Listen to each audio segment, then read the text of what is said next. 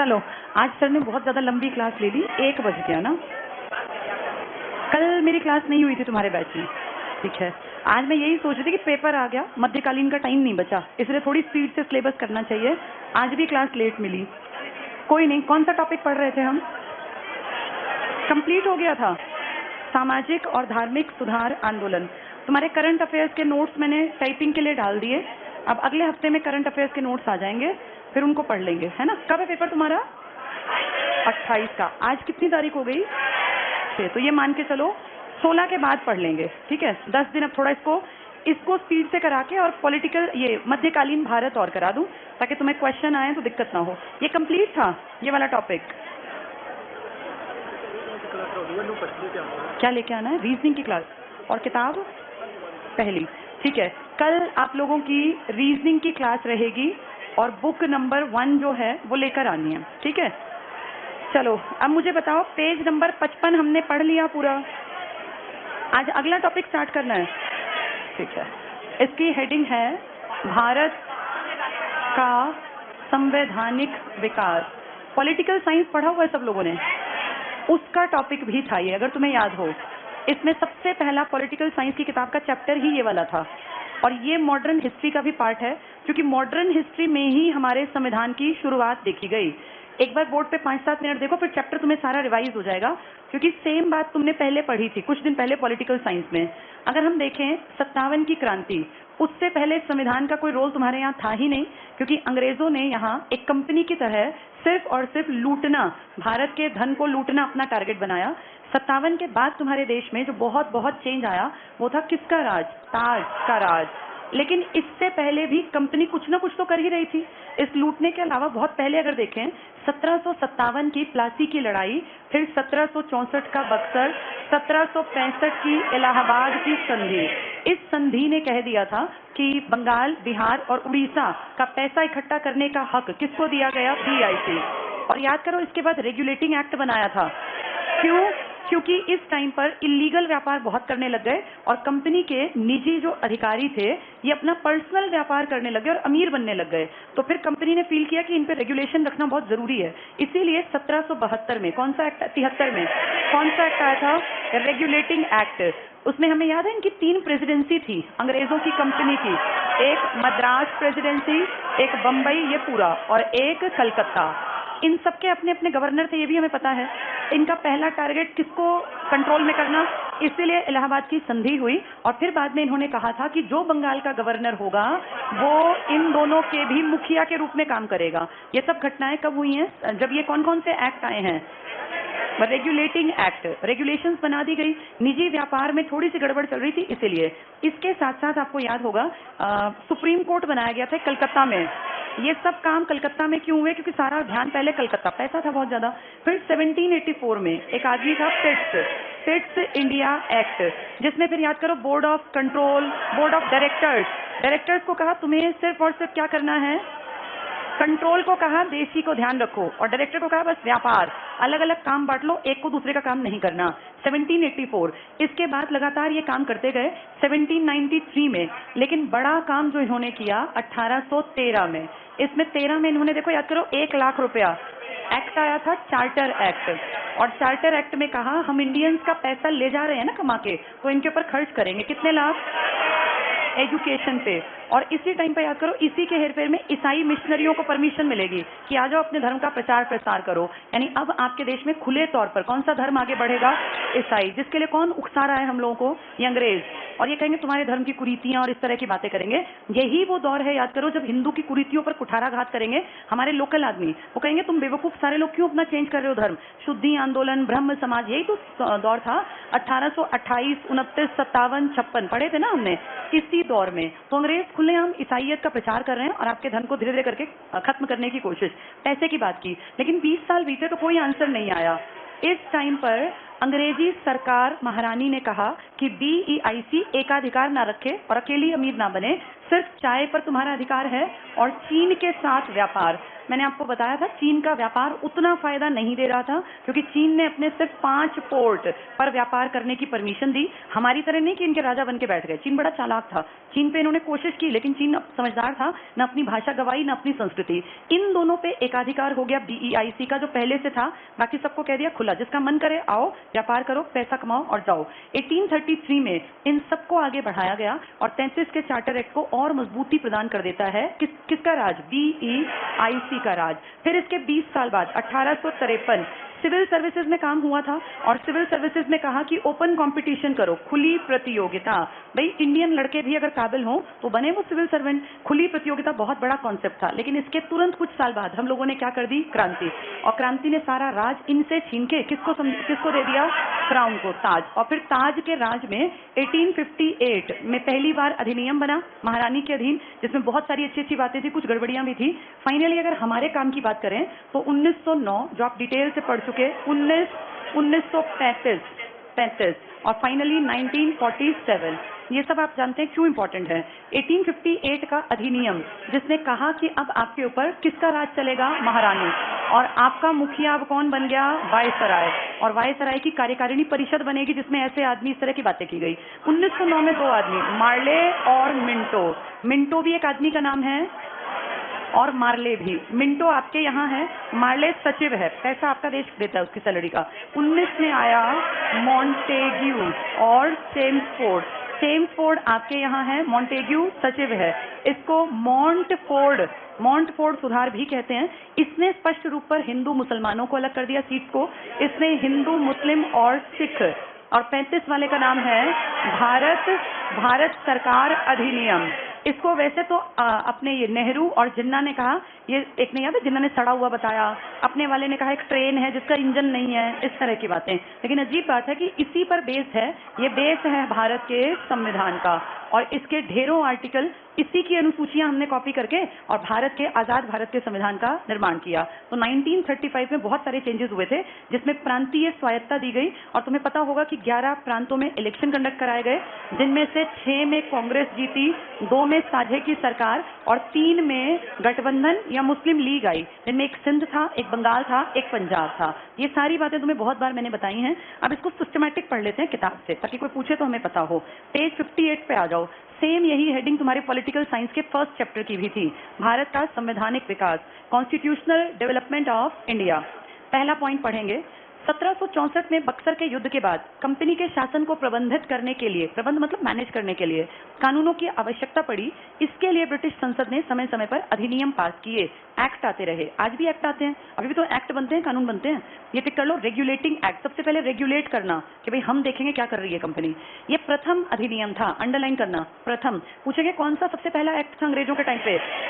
इससे पहले ये मारकाट मचाते थे और सोचते थे हम हार जाएं, हमारे सैनिक मारे जाएं। अब ये कहेंगे तुम हमारी प्रजा हो और हमारे अनुसार चलना पड़ेगा। ये टिक कर लो, प्रथम अधिनियम। ब्रिटिश सरकार ने ईस्ट इंडिया कंपनी पर संवैधानिक नियंत्रण स्थापित करने का प्रयास किया। आपसे इनको कुछ नहीं लेना, उनकी सरकार, उनकी कंपनी। क्या कह रही है उनकी सरकार? कि ये कंपनी गड़बड़ ना करे, ये इलीगल तरीके से काम ना करे, उनकी सरकार उनकी कंपनी को कंट्रोल करेगी। इसके बाद ये 3 पॉइंट तुमसे पूछेंगे, बिल्कुल नहीं, चाहो अपनी नॉलेज के लिए बाद में पढ़ लेना। डी पॉइंट टिक करना। चेन्नई मतलब मद्रास और मुंबई के गवर्नरों को कलकत्ता के गवर्नर जनरल के अधीन कर दिया गया। तो सबसे बड़ा मुखिया कहाँ का बना दिया? कलकत्ता। भाई पैसे कमाने की मशीन भी तो कलकत्ता था, कामधेनु गाय भी कलकत्ता था। नेक्स्ट चेक करना, वॉरेन हेस्टिंग्स। इस आदमी का तो बहुत बड़ा योगदान है। पहले प्लासी के युद्ध में, बक्सर में ये नहीं था, हेक्टर मुनरो था, ये इलाहाबाद की संधि में आ गया था। ये टिक कर लो। वॉरेन हेस्टिंग्स बंगाल का, अच्छा वो क्लाइव था, वॉरेन हेस्टिंग्स तो बाद में आया 72 के हेरफेर में। वॉरेन हेस्टिंग्स बंगाल का गवर्नर जनरल, ये काम का पॉइंट है। वॉरेन हेस्टिंग्स, ये पढ़े थे ना, वॉर करन बे वीर चले, तो ये युद्धों वाला है। नेक्स्ट चेक करना, कलकत्ता में एक सुप्रीम कोर्ट की स्थापना। सुप्रीम कोर्ट पहले बना या हाई कोर्ट? क्योंकि हाई कोर्ट बनेंगे 1862 में, क्रांति के बाद। तब तो महारानी बनवाएगी, अभी कंपनी बनवा रही है, बनवा महारानी रही है, नाम कंपनी का। ये टिक कर लो, कलकत्ता में एक सुप्रीम कोर्ट की स्थापना जिसका प्रधान था एलिजा एमटी। ये फर्स्ट था, कलकत्ता में इसलिए बनाया क्योंकि सबसे ज्यादा पैसा, सबसे ज्यादा केस कलकत्ता में ही थे। और इसके बाद इसका एच पॉइंट टिक करना, कंपनी के कर्मचारियों को निजी व्यापार की मनाही कर दी गई क्योंकि ये गलत तरीके से व्यापार करते थे, पैसा खा रहे थे बहुत गलत तरीके से। पिट्स इंडिया एक्ट पे आ जाओ, 1784। सेकेंड पॉइंट टिक करना, चेन्नई और बंबई की सरकारें पूर्णतया बंगाल सरकार के अधीन कर दी गई। तो अब किसको सारी पावर दे दी? बंगाल। वहीं पे सारे मेन आदमी बैठेंगे। 86 का अधिनियम नहीं आएगा। 93 में बस 20 साल के लिए चार्टर एक्ट और आगे बढ़ गया, ये टिक कर लो। 1793 व्यापारिक अधिकारों को 20 सालों के लिए बढ़ा दिया गया। अगले पॉइंट का सेकंड लाइन टिक करना। सेकंड पॉइंट, नियंत्रण बोर्ड के सदस्यों को वेतन भारतीय कोष से दिया जाने लगा।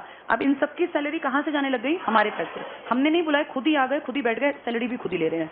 13 का चार्टर एक्ट ये काम का है। पहला पॉइंट अंडरलाइन करो, कंपनी का भारतीय व्यापार पर से एकाधिकार समाप्त कर दिया। और क्या बोली महारानी ब्रिटेन की? जिसका मन चाहे ब्रिटेन से जाए, ईस्ट इंडिया कंपनी की तरह कंपनी बनाए और व्यापार करे। बस 2 क्षेत्रों में इनकी चलेगी, एक चाय और एक चीन के साथ। अगला पॉइंट टिक करना, केवल चीन के साथ व्यापार और चाय के व्यापार पर कंपनी का एकाधिकार बना रहा।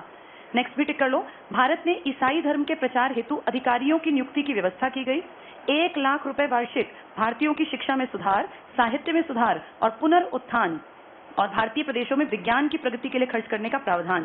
क्या इन्होंने खर्च किए? ये 20 साल तक बैठे रहे और क्या बोले?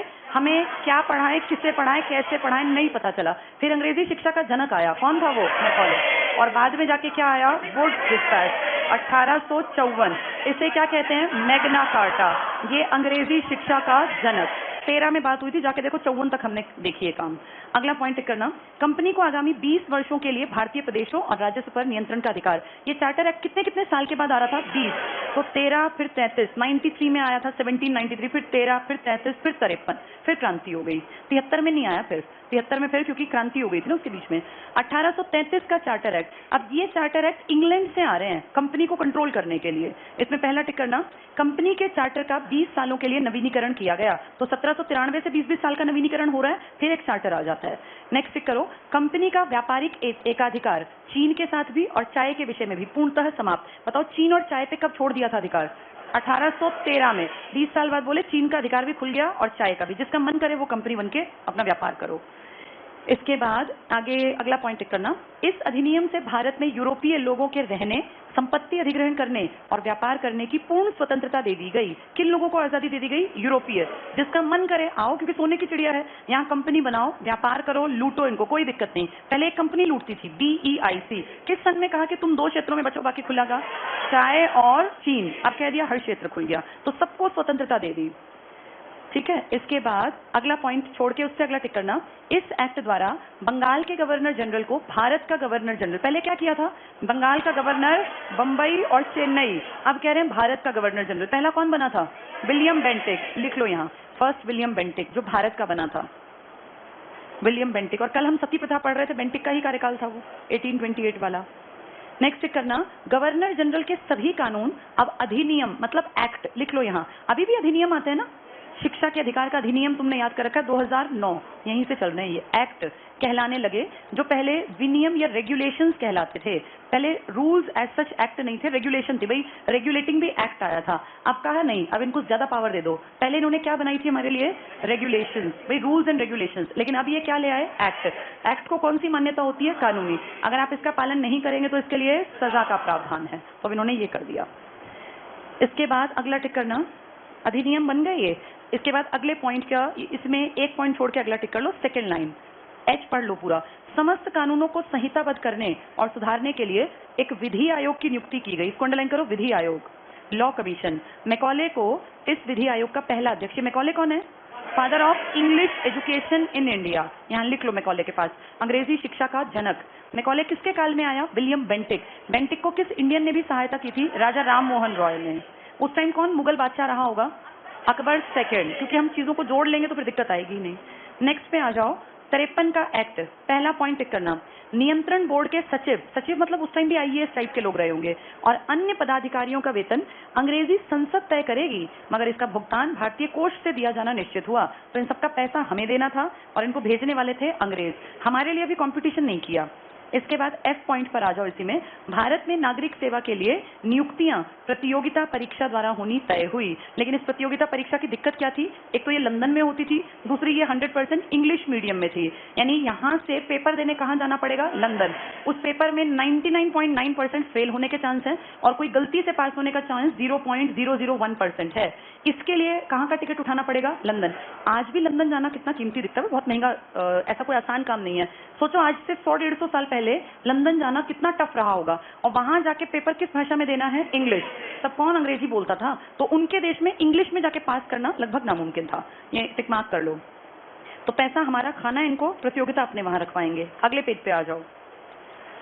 1858 में, अब ये क्रांति के बाद का भारत, अब महारानी क्या कहेगी कि ठीक है, तुम में से भी लायक लोगों को हम क्या बना लेंगे, सिविल सर्वेंट। महारानी कहेंगी। अब पहला पॉइंट टिक करना, इस अधिनियम के अनुसार भारत का प्रशासन कंपनी से छीनकर ब्रिटिश महारानी की ओर से भारत सचिव और एक 15 सदस्यीय परिषद को सौंप दिया गया। महारानी को कौन इन्फॉर्मेशन देगा, सचिव। सचिव कहाँ बैठेगा, लंदन में। सैलरी आप देंगे लेकिन वो बैठेगा लंदन में।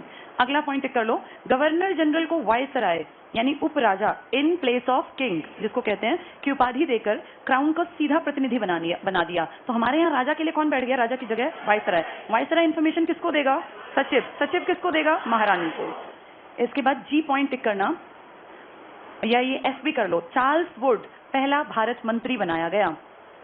नेक्स्ट टिक करना, नागरिक सेवा में नियुक्तियां खुली प्रतियोगिता द्वारा की जाने लगी। कब कहा था करवा देंगे, 53 में, लेकिन अभी किया नहीं था, फिर क्रांति हो गई ना, तो फिर 58 में महारानी ने कहा ठीक है ओपन कंपटीशन होगा, लेकिन कंपटीशन कहाँ होगा, लंदन में। और कौन सी भाषा में, अंग्रेजी में। 1861 में से तुम्हारे पेपर में कुछ नहीं आएगा, ये मैंने उसको नोट्स दिए थे, उसने मेरे वाले सारे ही छाप दिए। 1892 में भी तुमसे कुछ नहीं पूछेंगे, ये अलग थे, इसका प्रभाव आम आदमी पे नहीं था। 1909 पे आ जाओ, ये पूछते हैं, भारतीय परिषद अधिनियम, इंडियन काउंसिल एक्ट 61 पेज पे, मिंटो मार्ले सुधार, इसी को क्या कहते हैं, मार्ले मिंटो सुधार, यही भारतीय परिषद अधिनियम। पहला पॉइंट टिक करना, तत्कालीन वायसराय थे लॉर्ड मिंटो। आगे पढ़ लो इसके नाम के बाद, कांग्रेस के नरमपंथी और मुसलमानों को अपने पक्ष में लाने हेतु भारत के सचिव, अंडरलाइन करना सचिव, लॉर्ड मार्ले। तो हमारे यहाँ मिंटो और वहां बैठा है मार्ले। फिर पढ़ो कि सहयोग से अपने राजनीतिक और संवैधानिक सुधारों की योजना ब्रिटिश संसद के सामने रखी। क्या ये सच में सुधार थे या इंडिया को खोखला करने का काम था ये? किस किस को बांटने वाले हैं, हिंदू और मुसलमान। और हम क्यों कहें कि इनकी गलती, ये हमारी गलती थी। आपका तुष्टीकरण चाहती थी, आपने दो दल भी तो बना लिए थे, गरम और नरम। एक तरफ आपकी कांग्रेस थी और एक तरफ आपकी मुस्लिम लीग। तो कांग्रेस में इनको बहलाना आसान था क्योंकि इसमें सारे वो लोग थे एज, शांति प्रिय, जिनके नाम के आगे क्या लगता था, उदारवादी। और इनको तो तुष्ट करना ही था क्योंकि इन्हीं को तो लड़वाएंगे ना। हमेशा जो मोहरा बनते हैं वो लोग बनते हैं जो माइनॉरिटी होती है, क्योंकि इनके मन में शक का बीज डालते हैं कि तुम्हारा नुकसान है इनके साथ रह के। अब जो गरम है वो तो पढ़े लिखे यंग नौजवान हैं, इनसे तो कभी बात करेंगे ही नहीं अंग्रेज। अंग्रेज या तो इनसे बात करेंगे या इनसे, और इन दोनों को उकसाएंगे कि तुम दोनों का फायदा नहीं है इनके साथ रह के। तो इनके लिए क्या ले आएंगे, इनको क्या कहेंगे, तुम्हारी क्या फिक्स कर देते हैं, जो मुस्लिम सीट है इस पे कौन कैंडिडेट होगा, मुस्लिम। तो बस मुसलमानों को लगेगा कि हाँ हमारा फायदा अंग्रेज ही कर सकते हैं। देखो जरा अगला पॉइंट 1909, इसमें अगला पॉइंट जो है इसमें पढ़ लो। 1909 में ब्रिटिश संसद ने इस योजना को पारित कर दिया जो मार्ले मिंटो सुधार योजना, अंडरलाइन कर लो, या भारतीय परिषद अधिनियम 1909 के नाम से विख्यात है। इसके बाद अगले पॉइंट में नीचे आ जाओ, 1909 लिखा है। 1909 के अधिनियम की विशिष्ट बात यह थी कि मुसलमानों के लिए पृथक निर्वाचन क्षेत्रों की व्यवस्था, उन्हें दिया गया दोहरा मतदान का अधिकार। अब दोहरा मतदान है तो चीटिंग ही तो है, सब बराबर तो है ही नहीं, अंडरलाइन रखना। अर्थात वे सामान्य निर्वाचन में भी भाग ले सकते थे। अब देखो इसको, अगर कहीं पे 100 सीट है, इन 100 में से 10 कर दी सिर्फ कौन सी कम्युनिटी की, और पता क्या कहा, 90 पे भी तुम उठ सकते हो, तुम्हारा जहां मन करे वहां से मेंबर बन जाओ, लेकिन इन 10 पे तुम्हें सिर्फ वोट कौन देंगे, मुसलमान। और सिर्फ कौन कैंडिडेट होगा, मुसलमान। ये ठीक है या गलत है, दोहरा मतदान दे दिया, इसकी क्या जरूरत है, तो 100 की 100 पे उठने दो भाई, सारे कैंडिडेट कहीं से भी उठो। आज है आपके देश में ऐसा, आज नहीं है। ये जो है ना, ये धर्म आधारित आरक्षण था। क्या भारत में आज धर्म पर आरक्षण है, नहीं है। और अगर होता तो मारकाट मचती। आरक्षण आपके यहाँ किसके लिए है, जाति धर्म पर नहीं है। आपने सुना नहीं, जाति धर्म के ऊपर हमेशा मारकाट मचती है। धर्म की मारकाट ज्यादा थी तो आपने कह दिया जातिगत दो आरक्षण, जो कि कायदे से देखा जाए उसके मुकाबले फिर भी ठीक था। ये पढ़ के देखो, दोहरा मतदान का अधिकार, वे सामान्य निर्वाचन में भी भाग ले सकते थे और पृथक रूप से भी मतदान कर सकते थे। तो किसको ज्यादा सिर पे चढ़ा रहे हैं, हाँ, लेकिन ये जल्दी ही मुसलमानों की समझ में आ जाएगा, तो पढ़े लिखे हैं। क्यों, क्योंकि यहाँ तो बैठा लिए सर पे। और जब फर्स्ट वर्ल्ड वॉर हुआ 1914 से 18, तो इनके जो दुनिया का सबसे बड़ा आदमी था, तुर्की का खलीफा, जिसको पूरी दुनिया के मुसलमान अपना भगवान टाइप पूछते थे, इसको भगा दिया, इसको अपदस्थ कर दिया, गद्दी से उतार दिया और कहा आज के बाद कोई खलीफा खलीफा नहीं बनेगा। ये क्या बकवास पोस्ट है। यानी दुनिया के मुसलमान जिसको पूछते हैं उसकी कोई वैल्यू नहीं है, किसके दिमाग में, अंग्रेज। और यहाँ किसके चहीते बनना चाहते हैं कि हम लोग तो तुम्हारा भला करेंगे। जब तुमने दुनिया के आदमी का भला नहीं किया तो तुम हमारा क्या भला करोगे। ये बात कुछ की समझ में आई और इसीलिए 1916 में लखनऊ पैक्ट किया था जिसमें हिंदू मुसलमान सब इकट्ठे थे। कहां पर? लखनऊ। स्टेज पे गरम दल, नरम दल, मुस्लिम लीग सब आ गए थे। ये किसका मास्टरमाइंड कौन था इसका? जिन्ना। जिन्ना। और यहीं पे हुंकार भरी थी क्या? कौन सी? ये स्वराज मेरा जन्मसिद्ध अधिकार है, किसने बोला था? बाल गंगाधर तिलक ने। इसमें सब इकट्ठे थे, नरम गरम जो भी क्रांतिकारी टाइप के थे सब आ गए थे। लेकिन बहुत दुख की बात है कि ये कुछ कर नहीं पाए और धीरे धीरे आप देखते हैं कि ये सब पीछे रह गए और एक आदमी उभर गया। वो कौन था आदमी? गांधी। और आपके देश में जो युग आया वो कौन सा युग था? गांधीवादी। और फिर ये सब पीछे रह गया। अकेले एक आदमी के कारण देश ने अलग अलग मूवमेंट्स में हिस्सा लिया। चलो आगे पढ़ेंगे। तो निर्वाचन में भाग, पृथक रूप से मतदान। नेक्स्ट देखना, केंद्रीय और प्रांतीय व्यवस्थापिकाओं में उनके लिए सीटें आरक्षित कर दी गई। तो किसको आरक्षण दे दिया? मुसलमान। ये जाति आधारित है, धर्म आधारित है? ये गलत था, नहीं करना चाहिए था। यहाँ लिख लो, धर्म आधारित आरक्षण। और वो भी दोहरा कर रखा है कि सामान्य पे भी वोट डाल दो और वैसी सीट पे तो तुम्हें उठना ही उठना है। नेक्स्ट पॉइंट टिक करना, विधानमंडल के निर्वाचन के लिए 3 प्रकार के निर्वाचन प्रणाली थी। ए, मुसलमान मतदाता जो सिर्फ मुसलमान उम्मीदवारों को चुनते थे। ये कैसी सीट थी? आरक्षित। इस पे बस यही बैठेंगे। नेक्स्ट, विशिष्ट वर्ग जैसे व्यापारिक संघ, भूस्वामी, जमींदार या यूनिवर्सिटी आदि का प्रतिनिधित्व करते थे। तीसरा, साधारण मतदाता प्रांतीय विधानसभाओं, नगर पालिकाओं और जिला मंडल के गैर सरकारी सदस्य जो केंद्रीय और प्रांतीय विधानसभा के सदस्यों को चुनते थे। क्या इसमें सब लोग शामिल थे? ये वोट डालने का अधिकार क्या आम आदमी का भी था, साधारण का नहीं? ये कुछ लोगों तक सीमित था। 2 चीजें देखी जाती थी, एक तो संपत्ति हो आदमी के पास और थोड़ा सा वो क्या हो, शिक्षित हो। क्या आपके देश में जब ये सब चल रहा था, आप 1909 की बात कर रहे हैं, तो ये बहुत ज्यादा लोग थे या कम थे? ये तो मुट्ठी भर लोग थे। इस टाइम पे आप सोचो, आपके परदादा के भी परदादा रहे होंगे। 100 साल प्लस का समय बीत गया। आज आप बैठे हैं 2021 उतरने वाला है। मैं आज से 100 साल प्लस पुरानी बात कर रही हूँ, लगभग 120 साल 110 साल पुरानी। इस टाइम पे कितने लोग संपत्ति धारण करते थे और कितने लोग शिक्षित थे? मुट्ठी भर। उन्हीं को बस ये राजनीति में ले आते और उनके नाम के आगे लगा देते सर, नाइटहुड, नाइट, और वो खुश हो जाते और उन्हें लगता कि हमारा लेवल अंग्रेजों के बराबर हो गया और बाकी जनता से किसी को कोई लेना देना था ही नहीं। बाकी जनता शिक्षित नहीं थी तो उनकी अकल भी नहीं थी उनमें कि ये ठीक हो रहा है गलत हो रहा है। तभी तो हमें 100 साल लग गए ये समझने में। अगर इसी को कंपेयर करें अमेरिका के साथ, जिनके ऊपर रास्ता कब खोजा था? 1492 में। और इन्होंने क्या कह दिया था 1773? प्रतिनिधित्व नहीं तो कर नहीं। अगर तुमने हमारा मेंबर अपने साथ नहीं बैठाया रूल बनाते टाइम, तो हम तुम्हें क्या नहीं देंगे? टैक्स। और तुम सब जानते हो कोई सरकार अपने दम पे नहीं चलती। सरकार किसके दम पे चलती है? और टैक्स कौन भरती है? जनता। तो जनता के पैसे को खाने वाली सरकार, अगर जनता ये समझ जाए कि जब तक मुझे मेंबर, मेरे मेंबर नहीं बैठे होंगे ना, तब तक हम वोट नहीं देंगे। आपके मेंबर सरकार में बैठेंगे और जिस दिन सच में आप में से, आज 543 में से एक भी सच में आपके बीच में से नहीं है। ये सब वो हैं जिनमें से 90% का क्रिमिनल बैकग्राउंड है या जिन्होंने दबा के डरा के लोगों को अपने कंट्रोल में कर रखा है, इलीगल काम धंधे से पैसा कमाया है और उसको बहुत बुरी तरह से उड़ाया। जहां कहते हैं आपकी 70 लाख रुपए एमपी को खर्च करने हैं और 48 लाख एमएलए को, तो मैं आपको बता दूं करोड़ों रुपए तो टीवी पे इनके प्रमोशन के लगते हैं, करोड़ों, जिसकी कोई लिखत पढ़त नहीं होती। ये देखने की चीजें अलग है, रियलिटी बिल्कुल अलग है। ये अरबों रुपए जो बड़ी पोस्ट है ना, इसे तो कहते हैं करोड़ों रुपए के, तो ऐसे इतने आसानी से लेन देन करते हैं और कई महीने चलता है ये। तो आप ये सोच के देखो कि ये सब चीजें सरकार के ऊपर डिपेंड करती हैं और सरकार डिपेंड करती है आपके ऊपर। बस दिक्कत यह है कि हमें वोटिंग राइट का यूज करना नहीं आता, कारण हम सब लोग क्या नहीं है ढंग से। हाँ, वरना अमेरिका की तरह हम भी एडवांस बन गए होते। चलो पढ़ें आगे। तो भारत सरकार अधिनियम हो गया। इसके बाद कौन से पॉइंट पे थे हम? अच्छा, पेज 62 पर ना। हाँ ठीक है, इसमें तीसरा पॉइंट टिक कर लो, पेपर के काम का है। मुसलमानों को पृथक निर्वाचन और विशेष सुविधाएं। अब ये सुविधाएं सच में दी जा रही है, दिखावट की जा रही है? अगर इतने ही सच्चे होते तो खलीफा को क्यों हटाते, तो उसको बैठाए रखते। विशेष सुविधाएं देकर ब्रिटिश सरकार ने भारत की एकता को खंडित कर दिया। इसके बाद मुसलमान लगातार राष्ट्रीय धारा से अलग होते गए और अपने हितों की सुरक्षा के लिए लीग सरकार की सहयोगी बनती गई। अब लीग किसकी तरफ चली गई? सरकार की तरफ, जबकि लीग को आना किस तरफ था? हमारी तरफ। हमारी मतलब यहाँ दिखावट तो हुई 16 में, लेकिन ये भी याद करो कल परसों बताया था 1930 में, 1933 में और 40 में इकबाल, रहमत अली और जिन्ना, ये वो दौर था। तो ये 16 में इकट्ठे होके भी मन से इकट्ठे फिर कभी नहीं हुए, अंग्रेजों ने बांट दिए थे। अगली हेडिंग पर आ जाओ, भारत सरकार अधिनियम, मॉन्टेग्यू चेम्सफोर्ड सुधार। पहला पॉइंट पढ़ो, अनेक सुविधाएं प्राप्त करने के बावजूद, अंडरलाइन कर लो, मुसलमान ब्रिटिश सरकार से संतुष्ट नहीं हुए और धीरे धीरे कांग्रेस के समीप आए और 16 में लखनऊ पैक्ट हुआ। इसका अध्यक्ष कौन था? AC मजूमदार। लिख लो यहाँ, अंबिका चरण मजूमदार। 1916 में अंबिका चरण मजूमदार।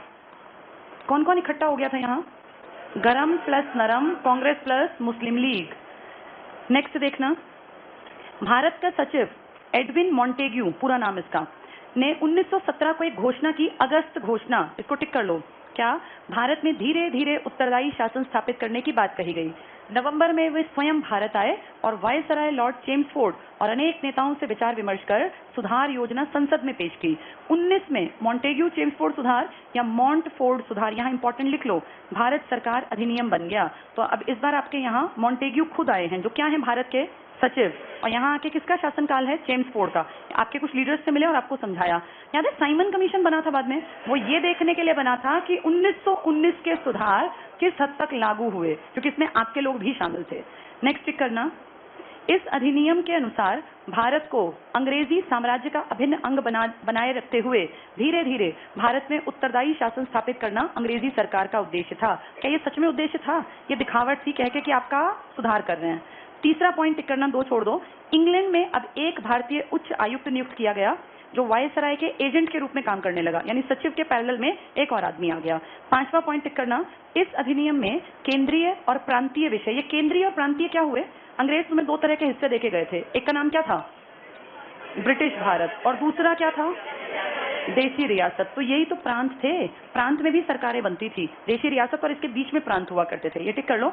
इस अधिनियम में केंद्रीय और प्रांतीय, जिसमें राजा थे वो प्रांतीय विषय का विभाजन कर सूची बनाई गई।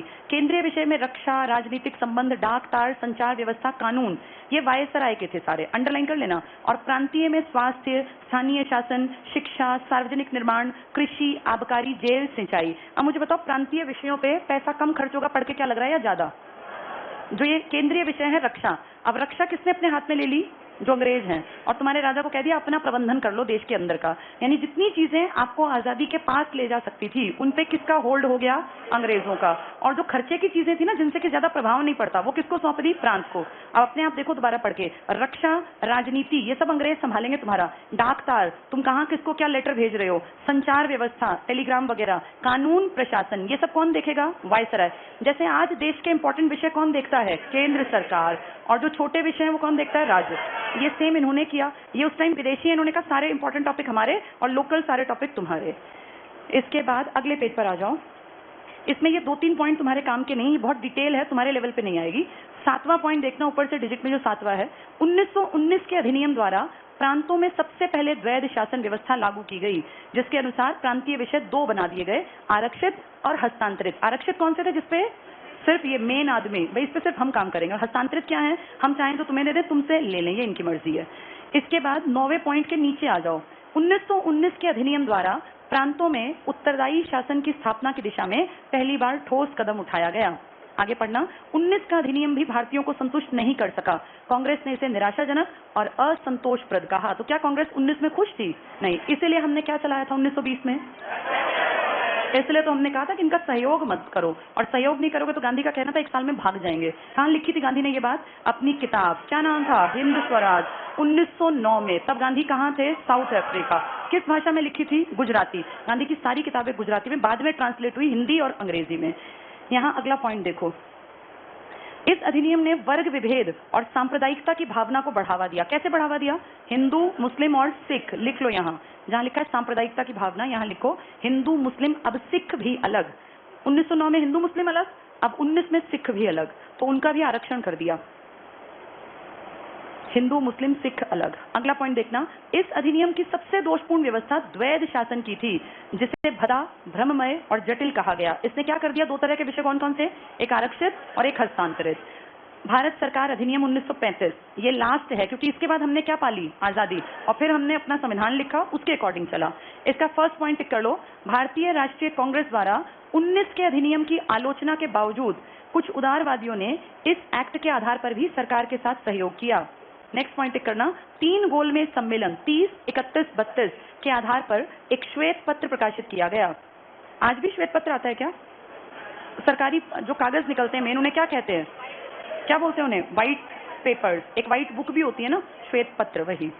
इसके बाद मेन पॉइंट टिक करेंगे जो हमारे पेपर के हैं। 64 पेज पर आ जाओ। पहले पॉइंट की सेकंड लाइन टिक करना। पहला पॉइंट पढ़ लो। अधिनियम द्वारा इंडिया काउंसिल को अब समाप्त कर दिया गया और उसकी जगह, अंडरलाइन करो, भारत के सचिव को परामर्श देने के लिए एक सलाहकार नियुक्त किया गया। वहीं भारत मंत्री को ब्रिटानी सरकार का सलाहकार माना गया। तो जो कहने को भारत मंत्री है वो किसका सलाहकार है? ब्रिटिशर्स का, महारानी ब्रिटेन का। अगला पॉइंट टिक करना, 35 के अधिनियम के द्वारा प्रांतों की जगह केंद्र में द्वैध शासन की व्यवस्था। अभी पिछले में क्या किया था इन्होंने? प्रांतों में आरक्षित और हस्तांतरित, अब इन्होंने केंद्र में कर दिया। नेक्स्ट पॉइंट टिक करना, संघीय विषयों को आरक्षित और हस्तांतरित विषयों में बांट दिया। पहले किसको बांटा गया था? प्रांतीय विषयों को। कौन से सन में? 1919 में। 35 में देश में बंटवारा किया। नेक्स्ट टिक करो, वायसराय भारत में ब्रिटिश सम्राट के प्रतिनिधि के रूप में शासन करता था, जिसे इस अधिनियम के अनुसार विस्तृत अधिकार और शक्तियां प्रदान की गई। वो मंत्रियों की सलाह को मानने को बाध्य नहीं था। आरक्षित विषयों का प्रशासन अपनी काउंसिल की सहायता से अपनी इच्छा अनुसार कर सकता था। कौन से विषयों में इसकी मर्जी चलनी थी? आरक्षित में। इसके बाद बाकी पॉइंट्स बहुत छोटे हैं, 2 पॉइंट छोड़ दो। 5वां देखो लिखा है कहीं, 5वां, इसके नीचे दूसरा पॉइंट टिक करना, 5वें के नीचे, जनसंख्या के अनुपात में विभिन्न प्रांतों की सदस्य संख्या निश्चित कर दी गई। इसका लास्ट पॉइंट टिक करना, ये बीच वाले तुमसे डिजिट नहीं पूछेंगे छोटे पेपर में। 7वां टिक कर लो, 35 के अधिनियम द्वारा प्रांतों में प्रचलित द्वैध शासन प्रणाली समाप्त कर प्रांतीय स्वायत्तता की स्थापना की गई। कहाँ खत्म कर दी द्वैध? प्रांतों में, 35 में। लेकिन कहाँ लागू कर दी? केंद्र में। 19 में क्या किया था? 19 में इन्होंने प्रांत में क्या लागू की थी? द्वैध, जिसमें 2 तरह के विषय थे, एक आरक्षित और एक हस्तांतरित। 35 में ये सेम चीज कहाँ लेकर आए? केंद्र। और इन्होंने कहाँ से हटा दी? प्रांत। केंद्र के विषय क्या बना दिए? आरक्षित और हस्तांतरित। अब वायसराय की मर्जी चला दी हर चीज में। ठीक है, लास्ट पॉइंट टिक कर लिया। अगले पेज पर आ जाओ। इसमें देखो 10वां पॉइंट है ऊपर, तीसरे नंबर पर, अंडरलाइन करना, हरिजनों को अब हिंदुओं में ही सम्मिलित कर लिया गया और उनके लिए अलग स्थान आरक्षित नहीं किए गए। इतने अच्छा काम इन्होंने कैसे किया? क्योंकि महात्मा गांधी और अंबेडकर ने क्या कर लिया था? पूना पैक्ट। अपनी खुशी से इन्होंने ऐसा नहीं किया, ये तो कम्युनल अवार्ड लेकर आए थे। कौन लेकर आया था? मैकडोनाल्ड, नाम याद है? Ramsay MacDonald. इसने क्या कहा था कि इंडिया में बेचारे शेड्यूल कास्ट बहुत दुखी हैं, इसलिए हम इनको भी क्या देंगे? आरक्षण। जैसे हमने पहले किस किस को दे रखा है आरक्षण? 1909, 1919, हिंदू मुस्लिम सिख। ये तो आरक्षण के मुद्दे पर कौन हड़ताल पे बैठ गया? महात्मा गांधी। कहां पर? यरवदा जेल, पुणे में। और सितंबर का महीना था, 5वें दिन जाके दोनों के बीच में एक समझौता हुआ। किस किस के बीच में? गांधी और अंबेडकर। तो ये पॉइंट तभी आया। ये इतने भले नहीं थे कि कहते कि छोड़ दो इस बात को। ये टिक कर लो, हरिजनों को अब हिंदुओं में, किसके कहने पर हिंदू माने गए? ये गांधी के। लेकिन गांधी ने एक गारंटी भी दी थी कि जब भी देश आजाद होगा, केंद्रीय व्यवस्थापिका में आपको आरक्षण मिलेगा। और हम सब जानते हैं आज भी SC ST की लोकसभा में सीटें आरक्षित हैं। और पिछले साल 104वां संविधान संशोधन इनकी गारंटी दे गया 2030 की। ये हमें पता है ना, कितनी कितनी सीटें हैं ये? 47। यानी कितनी सीटें हो गई ये? 131। कितने में से हैं ये? 543। ये सीटें आरक्षित हैं। किसके लिए? SC और ST। ये सीटें आरक्षित होंगी, ये गारंटी किसने दी थी? गांधी ने। और तभी देखो यहाँ लिखा था कि हिंदुओं में शामिल, इसी कंडीशन पे शामिल हुए थे। ये टिक कर लो, यहाँ लिख लो आरक्षण, पूना पैक्ट। तब ये पॉइंट बना था, वरना पहले पॉइंट था नहीं। ये आरक्षण, पूना पैक्ट, गांधी और अंबेडकर। क्या गांधी ने साइन किए थे? नहीं, साइन किए थे मदन मोहन मालवीय ने। क्यों? उन्होंने क्यों किए? क्योंकि वो हिंदू महासभा के अध्यक्ष थे। और गांधी क्यों साइन करते? वो भाई दिक्कत किसकी? हिंदू और SC की थी ना। ये बात लिख लो। देखो, पूना समझौता गांधी या पूना पैक्ट गांधी और अंबेडकर के बीच है, परंतु हस्ताक्षर किसके हैं? मदन मोहन मालवीय, ब्रैकेट में हिंदू महासभा के सदस्य। और ये सारा मुद्दा था ही हिंदुओं का कि भाई हिंदू हैं कि नहीं है SC। मदन मोहन मालवीय, जिनका क्या उपनाम है? महामना। मदन मोहन मालवीय 25 सितंबर 1932 पूना की यरवदा जेल में। ये जो पढ़ रहे हो ना, ये इसीलिए है। कितनी कितनी सीटें आरक्षित कर रखी हैं? SC की 84, SC की क्या राज्यसभा में आरक्षित सीटें हैं? नहीं, इस तरह से नहीं है। ये तो इन पे तो मेंबर ही कौन उठेंगे? जो SC हैं। जो SC कैंडिडेट है वही उठ सकता है। कितनी सीटों पर? 84। क्या SC कैंडिडेट बाकी सीटों पर उठ सकता है? और क्या?